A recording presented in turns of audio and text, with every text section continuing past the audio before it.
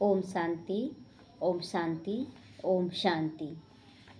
आज बाबा कह रहे हैं, मीठे बच्चे, जब यह भारत स्वर्ग था तो तुम सोझरे में थे, अभी अंधियारा है, फिर सोझरे में चलो। इसमें बाबा कितना लाइन क्लियर कर दिया कि हम द्वापर सतयुग त्रेता में सोझरे में थे और फिर द्वापर कलयुग में अंधेरे में आ गए।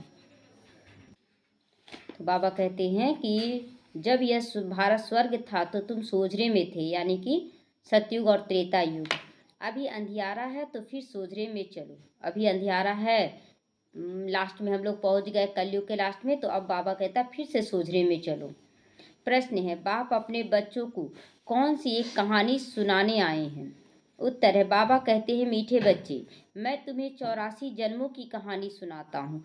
तुम जब पहले पहले जन्म में थे तो एक ही देवी देवता धर्म था। फिर तुमने 2 युग के बाद बड़े बड़े मंदिर भी बनवाए, भक्ति मार्ग शुरू की। अभी तुम्हारा ये अंतिम अंत के भी अंत का जन्म है। तुमने पुकारा दुख हरता सुख करता आओ, तो अब मैं आया हूँ। इस क्वेश्चन और इस आंसर में हमारे पूरे 84 जन्मों की कहानी बाबा बता दिया कि सतयुग और त्रेता युग में हम लोग देवी देवता के रूप में थे। उसके बाद फिर मंदिर भी हम ही लोग बनवाए और भक्ति भी हमने शुरू किया। उसके बाद हम लास्ट में दुखी हुए तो पुकारने लगे, लास्ट में आ गए यहाँ पर संगम युग में। जब हम पुकारे, बाबा आया, तो इसी को नाम संगम युग पड़ा। गीत बजा है, आज अंधेरे में है इंसान, है ना। गीत भी बजा है चुन चुन कर, भक्ति मार्ग का भी, कि अंधेरे में ही ना इंसान है, जो देव भान में है वो सब अंधेरे में है। ओम शांति। तुम बच्चे जानते हो, अभी यह कलयुगी दुनिया है, सब अंधियारे में है। पहले सोझरे में थे, जबकि भारत स्वर्ग था। यही भारतवासी जो अभी अपने को हिंदू कहलाते हैं, यह असुर देवी देवताएं थे। भारत में स्वर्गवासी थे जब और कोई धर्म नहीं था, एक ही धर्म था, स्वर्ग बैकुंठ बहिष्ठ हेवन। यह सब भारत के नाम पड़ते हैं ना, स्वर्ग बैकुंठ बहिष्ठ हेवन, ये सब भारत के नाम पड़ते हैं। भारत पवित्र और प्राचीन धनवान था। अभी तो देखो भारत कंगाल है, क्योंकि अभी कलयुग आ गया है। तुम जानते हो हम अंधियारे में हैं। जब स्वर्ग में थे तब सोझरे में थे। स्वर्ग के राज राजेश्वरी श्री लक्ष्मी नारायण थे। राज राजेश्वर और राज राजेश्वरी लक्ष्मी नारायण थे। उनको सुखधाम कहा जाता है। बाप से ही तुमको स्वर्ग का वर्षा लेना है, जिसको जीवन मुक्ति कहा जाता है। अभी तो सब जीवन बंध में है, जीवन जीते हुए भी सब एक दूसरे के बंधन में बंधे हुए हैं। खास भारत में ही ये सब ज़्यादा है कि बंध जाता है पूरा जीवन, लेकिन ये विदेशों में नहीं है इतना ज़्यादा बंधन। और आम दुनिया रावण की जेल में है। बाबा कहता है खास भारत और आम दुनिया रावण की जेल में है, शोक वाटिका में है। ऐसे नहीं कि रावण सिर्फ लंका में है और राम भारत में था, उसमें उसने आकर सीता चुरा ली। यह तो सब दंत कथाएं हैं। गीता है मुख्य सर्वशास्त्रमयी शिरोमणि, श्रीमद् भागवत गीता कहा जाता है। भगवान ने सुनाई है भारत में आकर, ये गीता का ज्ञान भगवान भारत में ही आकर, इसीलिए ना जब भारत पाकिस्तान अलग नहीं हुआ था तो बाबा तो ये ज्ञान सिंध में दे रहा था, लेकिन जैसे ही बंटवारा हुआ तो तुरंत संकल्प आया ये ज्ञान भारत में ही देना है, तो तुरंत फिर भारत में ट्रांसफ़र करवाएं बाबा। तो इसीलिए बाबा कहते हैं कि भगवान ने गीता का ज्ञान भारत में ही सुनाया। मनुष्य तो कोई को सदगति कर नहीं सकता। सतयुग में ये थे जीवन मुक्त देवी देवताएं, जिन्होंने यह वर्षा कलयुग के अंत में पाया था, कलयुग के अंत में पाया था। भारतवासियों को ये पता ही नहीं, न कोई शास्त्रों में लिखा हुआ। कलयुग के अंत में माना संगम युग, कलयुग के बोलते हैं ना कि 50 साल उधर लेते हैं, कलयुग का 50 साल सतयुग का लेते हैं, तो कलयुग के अंत में ही ये ज्ञान हम लोगों को मिला। ये सब भारतवासियों को नहीं पता है, ना कोई शास्त्रों में है। शास्त्रों में है भक्ति मार्ग का ज्ञान, सदगति मार्ग का ज्ञान मनुष्य मात्र में बिल्कुल भी नहीं है। सब भक्ति सिखलाने वाले हैं, कहेंगे शास्त्र पढ़ो, दान पुण्य करो। ये भक्ति द्वापर से चली आती है। सतयुग और त्रेता युग में ज्ञान की प्रारब्ध होती है। ऐसे नहीं कि वहाँ पर भी ये ज्ञान चलता आता है, नहीं, सतयुग और त्रेता युग में ज्ञान नहीं चलता, लेकिन ज्ञान की प्रारब्ध होती है। तो यह जो वर्षा भारत को था वह बाप से संगम युग पर मिला था, फिर अभी तुमको मिल रहा है। भारतवासी जब नरकवासी बेहद दुखी बन जाते हैं तभी पुकारते, हे पतित पावन दुख हरता सुख करता आओ। किसका, किसको बाबा कहता किसका है दुख हरता सुख करता? आत्माओं के लिए ना, सभी को, क्योंकि सभी का है। बाबा कहता है किसका, ये खास बच्चों के लिए नहीं है, विश्व की सभी आत्माओं के लिए है, सभी का है, क्योंकि भारत खास दुनिया आम, सब में 5 विकार भर गया है। बाप है ही पतित पावन। तो बाबा कहते मैं कल्प कल्प कल्प के संगम युग पर आता हूँ, सबको सदगति दाता बनकर सबका सदगति दाता बनता हूँ। अहिल्याएं हो, चाहे कुब्जाएं हो, चाहे गणिकाएं हो, चाहे गुरु लोग हो, उन सब का उद्धार मैं मुझे ही करना होता है ना। बाबा कहते हैं उन सब का उद्धार शिव बाबा को करना होता है, क्योंकि यह तो है ही पतित दुनिया। पावन दुनिया तो सत्य को कहा जाता है। भारत में इन लक्ष्मी नारायण का राज्य था। भारतवासी ये नहीं जानते कि वह स्वर्ग के मालिक थे, है ना, नहीं जानते हैं कि वो स्वर्ग के मालिक थे, इसीलिए ना कह देते हैं कि देवी देवता तो ऊपर में रहते हैं, आकाश में रहते हैं। तो बाबा कहते हैं कि नहीं, वो लोग सब यहीं पर राज्य करके गए हैं। पतित खंड माना झूठ खंड, पावन खंड माना सच खंड, सच खंड और झूठ खंड माना कि पतित खंड में हम लोग दे अभिमान में आ जाते हैं, तो ये झूठ खंड हो गया। जब हम लोग अब आत्माभिमानी बनकर चलते सत्युग त्रेता, तो ये हो गया सच खंड। तो भारत पावन खंड था, वह भारत है अविनाशी खंड, जो कभी विनाश नहीं होता है। जब इनकी लक्ष्मी नारायण का राज्य था तो और कोई खंड थे नहीं, मतलब और कोई खंड, जैसे अभी तो पानी सूखा सूखा कर अपना बंटवारा कर लिए कि ये मेरा देश है, ये मेरा राज्य है ना। लेकिन उस समय कोई बंटवारा कुछ भी नहीं था, छोटा ही सा जगह में लक्ष्मी नारायण राज्य करते थे, लेकिन दूसरा कोई खंड ना होने की वजह से कहा जाता है कि अखंड था भारत, अखंड था। सब धरती हो या आकाश हो या जल हो, सब पर अधिकार एक का था। तो वह सब बाद में आते हैं ना, बाद में आते हैं, और सब विदेशी जो बांट लिए हैं, फ्रांस है, चीन है, अमेरिका, रूस है, ये सब बाद में बांटा गया है। मनुष्य ने तो कल्प लाखों वर्ष का कह दिया है। बाबा कहते हैं कल्प की आयु मात्र 5000 वर्ष है। यह फिर कह देते हैं मनुष्य 84 लाख जन्म लेते हैं। मनुष्य को कुत्ता बिल्ली गधा आदि सब बना दिया ना, सब में बोलते हैं ना भगवान है, तो सबको पूजते रहते। अच्छा, जानवरों को फिर मारते क्यों हो? जब सब में भगवान है तो मारते क्यों हो? परंतु कुत्ते बिल्ली का जन्म अलग है, 84 लाख वैरायटी जरूर है। मनुष्यों की तो वैरायटी एक ही होती है, मनुष्य मनुष्य में ही जन्म लेता है। वैरायटी जानवरों की 84 लाख योनियां होती हैं। हर जन्म में 84 जन्म होता है ना हम लोगों का, तो हर जन्म में 1 लाख योनि तैयार होता है, 1 लाख। और फिर हर जन्म में 1 लाख योनि हुआ, फिर दूसरे जन्म में 2 लाख हो गया। इस तरह से योनि का मतलब होता है ना कि वैरायटी, जैसे कि जानवरों में 1 लाख तरह का वैरायटी होगा हर तरह का, लेकिन दूसरे जन्म जब लेंगे तो 2 लाख वैरायटी हो जाएगा। तो उनके ही 84 जन्म हैं मनुष्यों के, जो देवी देवता होते बस उनके ही 84 जन्म हैं। बाबा कहते हैं भारतवासी अपने धर्म को ड्रामा प्लान अनुसार भूल गए हैं, कलयुग अंत में बिल्कुल ही पतित बन पड़े हैं, फिर बाप संगम पर आकर पावन बनाते हैं। तो इसको कहा जाता है दुख धाम, और फिर भारत सुख धाम होगा। बाबा कहते हैं हे बच्चों, तुम भारतवासी स्वर्गवासी थे, फिर 84 की सीढ़ी उतरते चले गए, सतो से रजो, रजो से तमो, और तमो से तमो प्रधानता में आ गए। तुम देवताओं के जैसा धनवान, ever happy, ever healthy wealthy कोई भी नहीं होता है। सबसे ज़्यादा सुखी, सबसे ज़्यादा धनवान देवी देवता कुल होता है। तो भारत कितना साहूकार था, हीरे जवाहरतों को पत्थरों मिसल थी। अभी जैसे कंकड़ पत्थर है ना, तो वहाँ पर सोना चांदी ऐसे ही पड़ा रहेगा, किसी को कोई थोड़ी रहेगा कि सोना है तो उठा ले।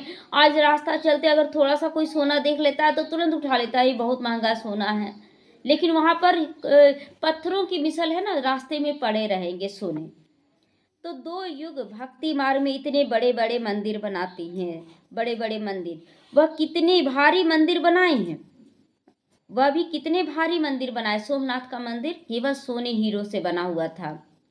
सोमनाथ का मंदिर बड़े से बड़ा था ना, अच्छा, सिर्फ एक मंदिर तो नहीं होगा ना, और भी राजाओं के मंदिर थे। मतलब जो जो राजा एक दूसरे को देख कर, जैसे अभी कैसे सेंटरों की होड़ लग गई है कि वो सेंटर ऐसा बनाया तो हमको भी ऐसा सेंटर बनाना है, तो उसी तरह मंदिर बनाने का होड़ रहेगा कि और अच्छा अच्छा मंदिर बनाएंगे। ये सब इसी समय ड्रामा में नूंधाया जा रहा है।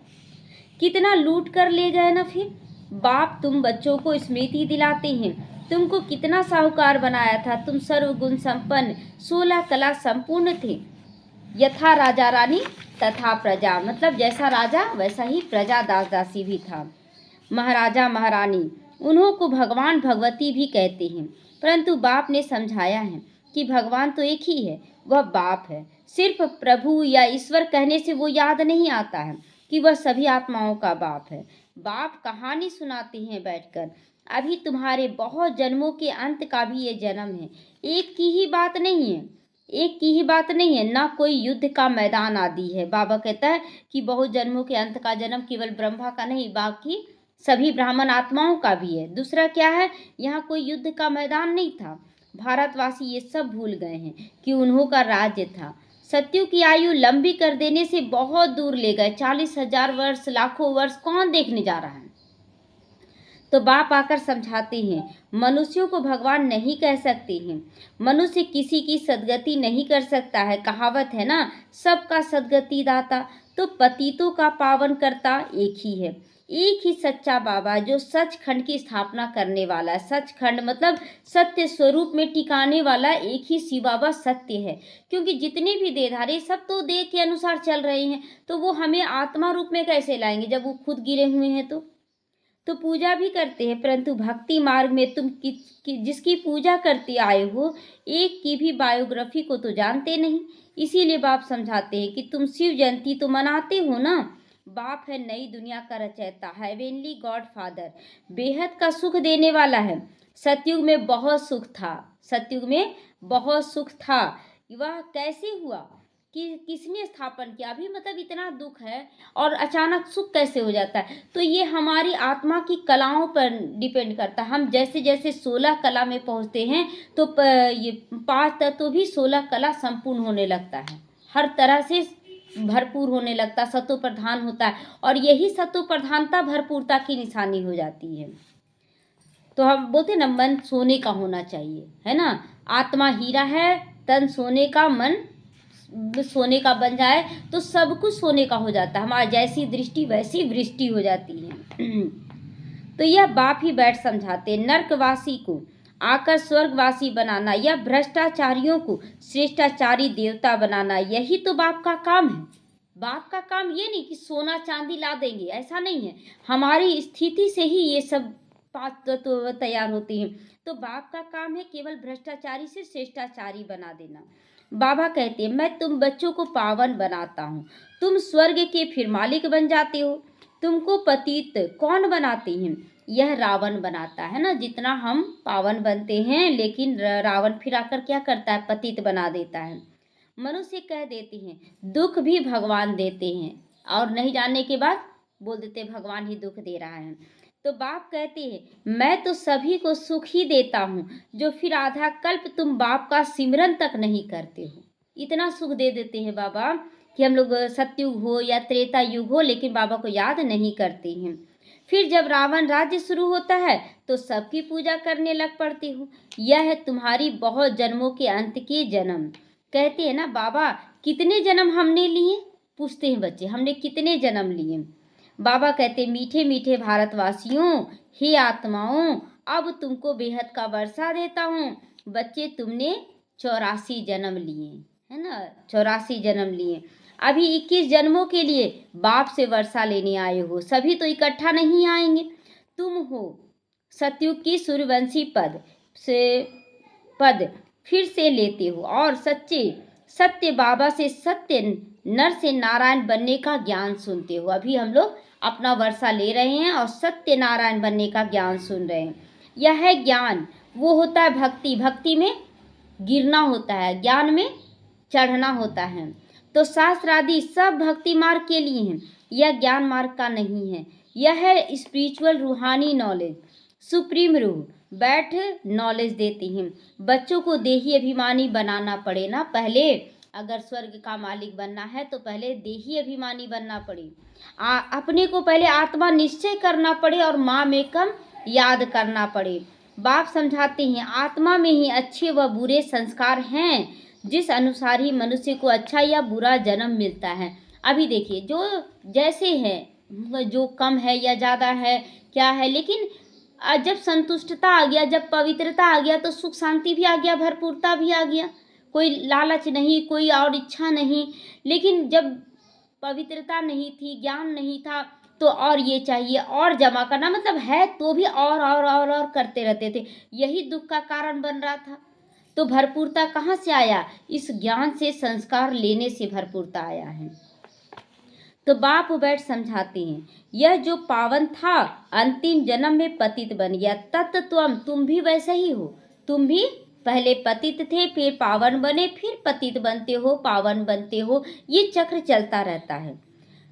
मुझ बाप को इस पुरानी दुनिया यानी रावण की दुनिया, पतित दुनिया में आना पड़ता है। आना भी उस तन में है जो पहले नंबर में जाना है ना, जो पहले नंबर में आना है। सूर्यवंशी ही पूरे 84 जन्म लेते हैं, यह है ब्रह्मा और ब्रह्मावंशी ब्राह्मण। बाप समझाते तो रोज हैं, पत्थर बुद्धि को पारसवाद बुद्धि बनाना मौसी का घर तो नहीं है ना, तो इतना कुछ समझाते हैं बाबा, लेकिन फिर भी पत्थर बुद्धि क्या होते, बहुत धीमी गति से, मतलब संगम के अनुसार देखा जाए तो बहुत धीरे धीरे पारस बनते हैं। तो हे आत्माएं अब देही अभिमानी बनो, हे आत्माएं एक बाप को याद करो और रजाई को याद करो, देह के संबंधों को छोड़ो। मरना तो सभी को है ना, कि आप ज्ञान में है तो ऐसा थोड़ी है कि हम नहीं मरेंगे, हम शरीर नहीं छोड़ेंगे, शरीर तो सबको छोड़ना है, तो मरना तो सभी को है, सबकी वानप्रस्थ अवस्था है। एक सदगुरु, जैसे लोग बोलते हैं कि क्या आप लोग नहीं मरेंगे क्या, है ना, ये भी सवाल रखते हैं कि आप लोग नहीं सॉरी, अच्छा ठीक है आप ही लोग रहिए, नहीं आप लोग रहिए का बात नहीं। अब जो बच्चा जन्म लिया है, अब बच्चा जन्म लिया तो उसको वो बच्चा बोले कि रहने दो, जिंदा नहीं रहेंगे क्या नमक रोटी खाकर, जिंदा तो रहेंगे ना नमक रोटी खाकर। तो कोई पढ़ाई करके अच्छा पोस्ट पा लिया, अच्छे से खा रहा पी रहा रह रहा जीवन जी रहा, और एक बोल रहा है कि हम कुली जैसा जीवन जिएंगे। तो क्वेश्चन पूछने का मतलब क्या हुआ कि आप लोग नहीं मरेंगे, मरेंगे सब कुछ, लेकिन हम लोग संस्कार ज्ञान सब कुछ लेकर जाएंगे, तब हर जन्म के लिए भाग्य तैयार हो रहा है। तो एक सतगुरु बिगर सभी की सदगति दाता कोई भी नहीं कर सकता। बाबा कहते, हे भारतवासी बच्चों, तुम पहले पहले मेरे से बिछड़े हो। गाया जाता है ना, आत्माएं परमात्मा लग रहे बहुकाल, सुंदर मेला कर दिया जब सतगुरु मिला दलाल। तो बाबा जब ब्रह्मा बाबा के तन में शिव बाबा आकर ज्ञान दिया, तभी हम लोग क्या होते, भरपूरता की ओर जाने लगते हैं।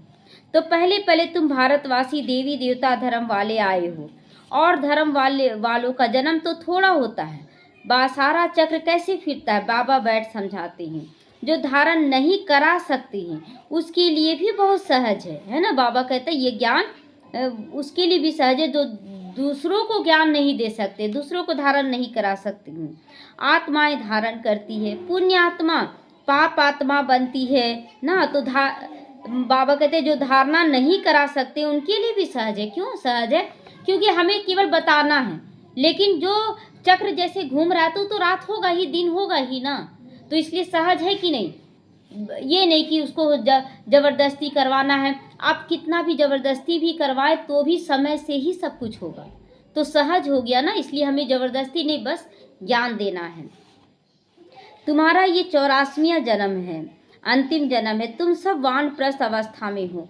वानप्रस्थ अवस्था वाले गुरु करते हैं मंत्र लेने के लिए, तुमको तो अभी देहधारी गुरु करने की दरकार नहीं है।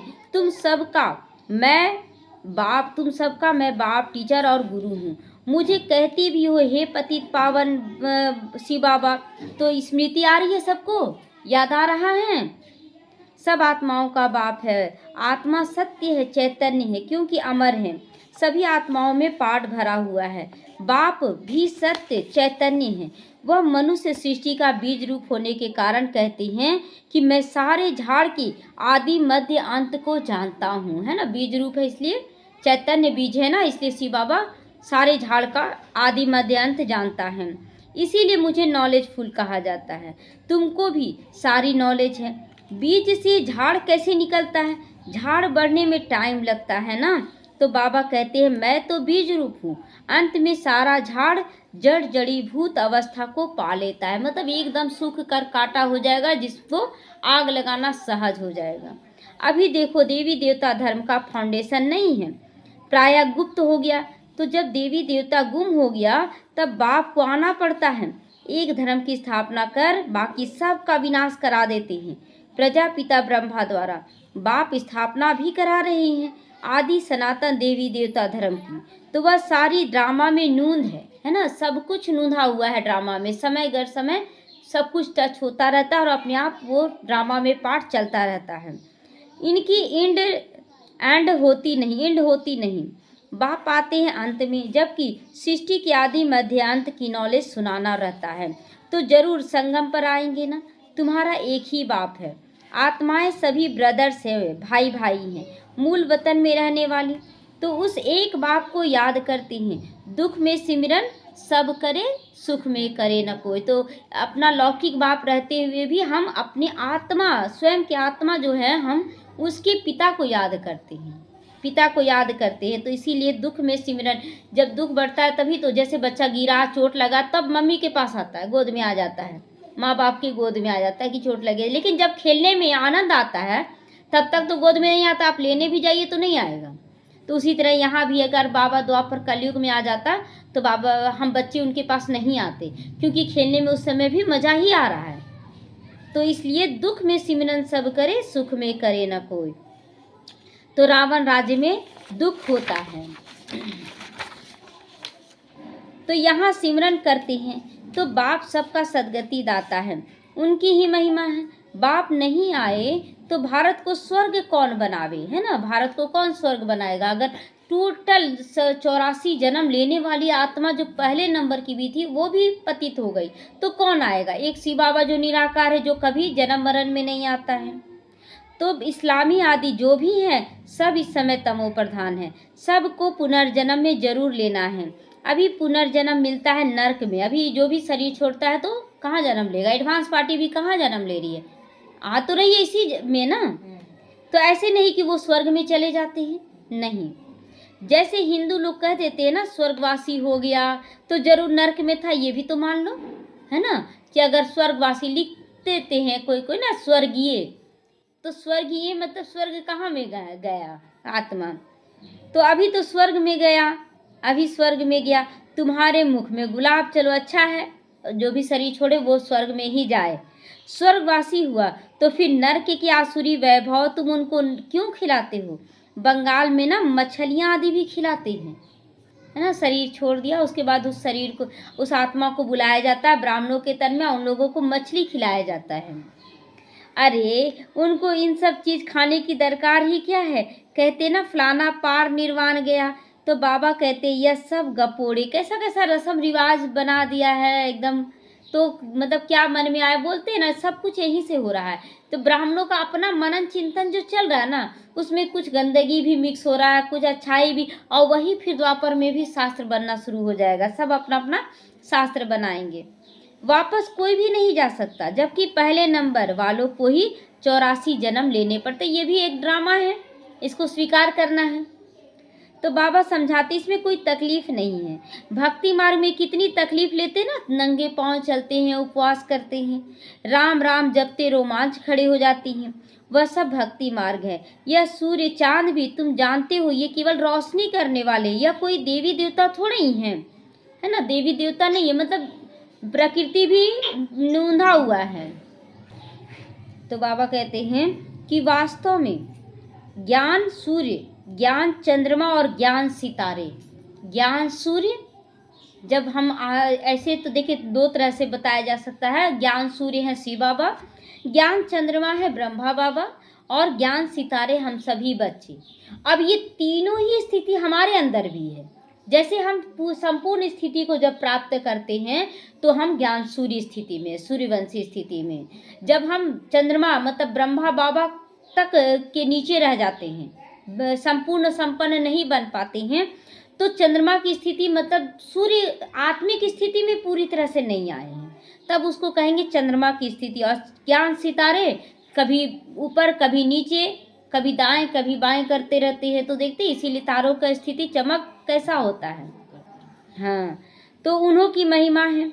वह फिर कह देते हैं सूर्य देवताए नमः, उनको देवता समझकर पानी देते हैं, है ना, पानी देते हैं सूर्य को देवता समझकर। तो बाप समझाते ये सब भक्ति मार्ग है। जो फिर होगा, पहले होती है अव्यभिचारी भक्ति, एक शिव बाबा की भक्ति, फिर देवताओं की भक्ति, फिर और उतरते उतरते अभी देखो टिवाटे पर जहाँ 3 रास्ते मिलते हैं, भी मिट्टी का दीवा जगाए, तेल आदि डालकर उनकी पूजा करते हैं टिवाटे पर, है ना।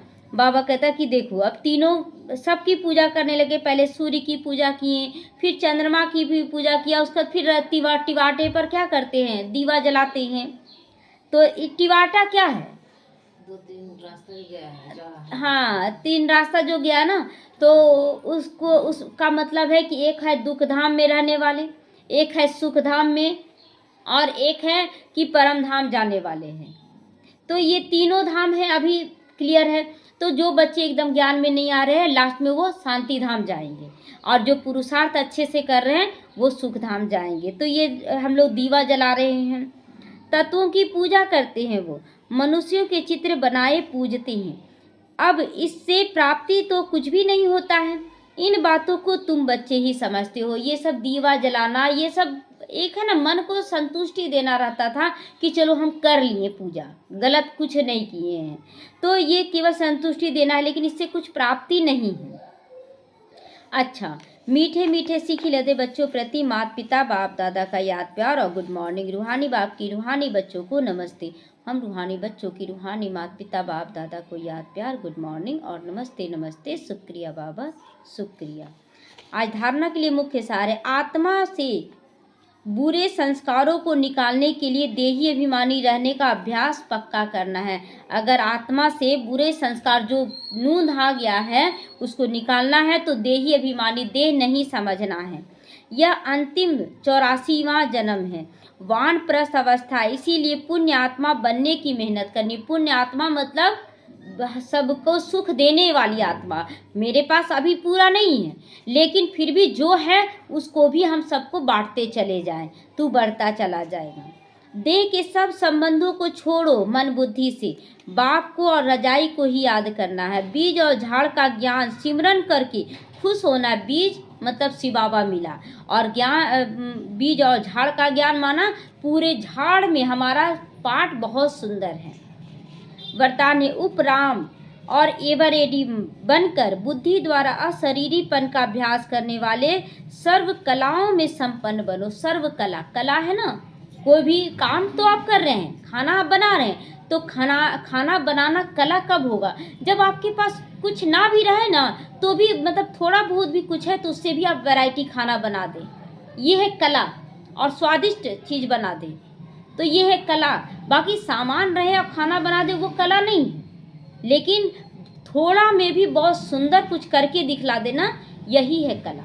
तो बाबा कहते हैं ये सर्व कलाओं में संपन्न बनो। सर्व कला मतलब हंसने की कला भी होनी चाहिए, हंसाने की भी कला होनी चाहिए, ज्ञान देने की भी कला होनी चाहिए। तो जैसे सर्कस में कला दिखाने वाले कलाबाज का हर कर्म कला बन जाता है ना, देखते हैं ना, चलना फिरना उछलना कूदना सब वो कला के रूप में दिखाते हैं।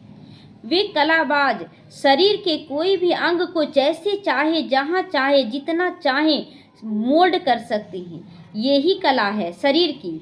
आप बच्चे बुद्धि को जहाँ चाहो जितना समय चाहो जहाँ स्थित करना चाहो वहाँ स्थित कर लो, यही सबसे बड़ी कला है ना। आत्मा की कला और शरीर की कला दोनों बाबा बता दिया कि हम कैसे मोड़े। तो इस कला से 16 कला संपन्न बन जाओगे। अगर आप मोल्ड होना सीख गए तो गोल्ड अपने आप बन जाओगे।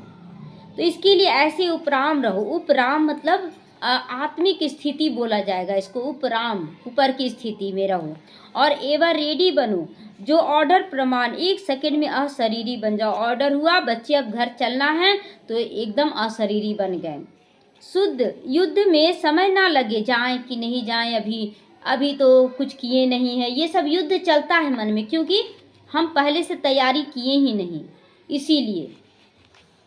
स्लोगन है सरलता और सहनशीलता के गुण को धारण करने वाले ही सच्चे स्नेही और सहयोगी हैं। सरलता और सहनशीलता को धारण करने वाले सच्चे स्नेही और सहयोगी हैं।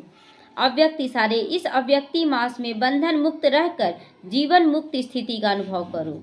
जो परमात्मा ज्ञानी बच्चे हैं, उन्हें ज्ञान का फल मुक्ति और जीवन मुक्ति का वर्षा संगम पर ही प्राप्त हो जाता है। ज्ञान अर्थात समझदार होकर हर कर्म करते हुए सदा स्वयं को बंधन मुक्त रखते हैं, सभी आकर्षणों से मुक्त बनाने की समझ रखता है। उसके हर संकल्प, बोल और कर्म, संबंध, संपर्क में मुक्ति, जीवन मुक्ति की स्टेज रहती ही रहती है। कौन, किसकी समझ में रहती है? जो सभी बंधनों से मुक्त रहते हैं, जो सभी आकर्षणों से मुक्त रहते हैं, वो सदा ही उनके बोल कर्म,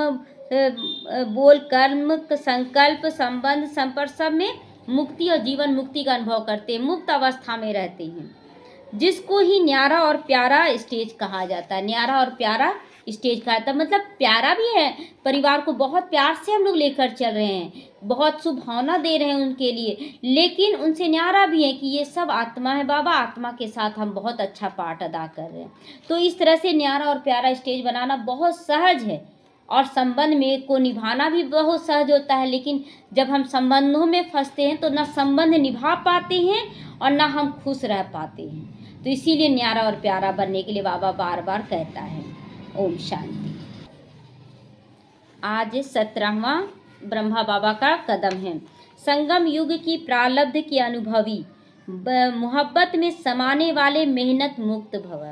संगम युगी मोहब्बत में समाने का युग है। जितना बाबा से आप प्यार करेंगे उतना भरपूर अनुभव करेंगे, कोई इच्छा नहीं रह जाएगा। फिर इच्छा क्या करना, बोल रहे हैं कि बाबा मेरा ये कर दो काम, ये मेरा ठीक कर दो, अच्छा बच्चों की नौकरी लगा दो बाबा, नौकरी लगा दो, अच्छा लग गया नौकरी, ठीक है, और लग गया, उसके बाद बच्चों की शादी ब्याह बहुत अच्छे से कर रहे क्योंकि पैसा आ रहा है, बहुत अच्छे शादी ब्याह करनी, और शादी के बाद पता चला कि बीवी का गुलाम बन गया। अब आप उस समय बोलते ऐसा बच्चा रहे न रहे बराबर है, शिव बाबा आप ही मेरा बच्चा है, तो शिव बाबा भी मुस्कुराएगा कि नहीं?